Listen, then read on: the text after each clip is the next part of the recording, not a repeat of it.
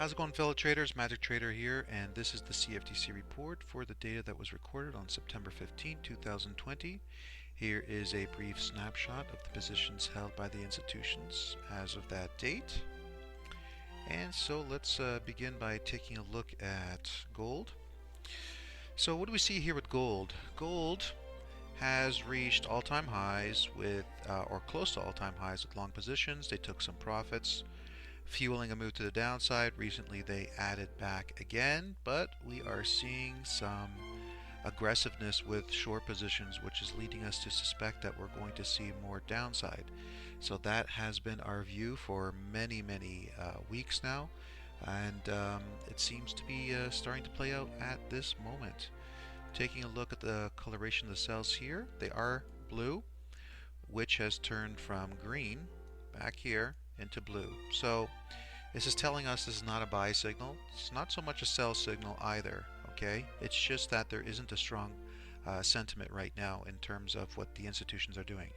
And that would make sense because they are taking profits on positions, which will fuel move to the downside. Okay, let's take a look now at oil. So oil, we had that reaction to the downside, and now we're getting a little push up. This is something that we've talked about in the community for many months, actually many weeks now, since price first contacted here. We outlined that what would likely take place with price is that we'd see price respond to the supply, and then eventually we will see more upside. So if we take a look at the positions, we can see that they've added over the last week to their longs, 637 to 649, but consistently they've been adding to their shorts as well. Take a look at that. Okay, consistently over the last many weeks they've been adding to their shorts. Okay, now remember, this data represents up until this area here, so that would make complete sense why we're seeing the shorts being added. Now with the dollar, what we can see is long positions have been very cooled off, okay, and short positions increased from 19k to 21k, but they're pretty much bringing short positions back to where they were currently here, okay, or before here. Now remember, price is curling up, and we are expecting a push upwards like this with the dollar. We've been expecting that for quite some time, and it seems to be what is taking place at this very moment. Bottom line is, I want you to focus on this. They used to be very bullish, okay, and now they are bearish with lots of room to go up to their max at 81,000, okay, in terms of net positions. And take a look here. Bearish, what's their max short exposure? 88. We got lots of room there, okay, so important to point that out. Now we got the Aussie. What do we see with the Aussie?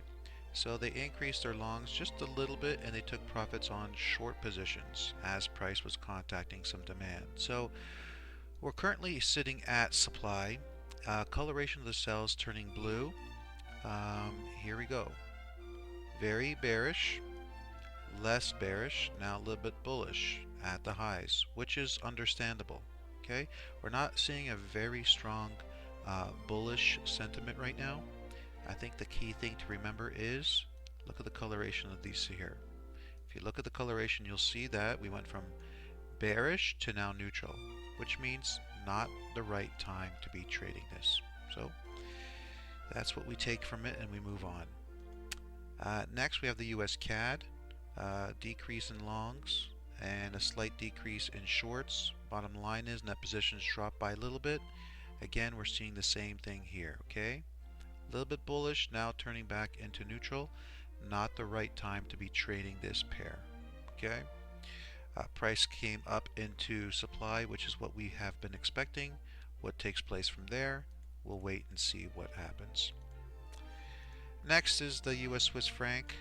This one here, longs have been cooled off for a long time. Shorts are the aggressor. We look at the coloration of the cells. Bearish, sentiment is bearish. We're looking to get in short, okay, after some kind of a rally, obviously. Euro US dollar, we had long positions reaching all-time highs. creating a maximum 266. We've since seen some profit taking. Okay, dropping from 262, 250, 248, 230. So profit taking on longs as price curls over like this. We've been expecting a move down for quite some time, and that is what is taking place right now. Shorts are cooled off. They're not focused on short positions.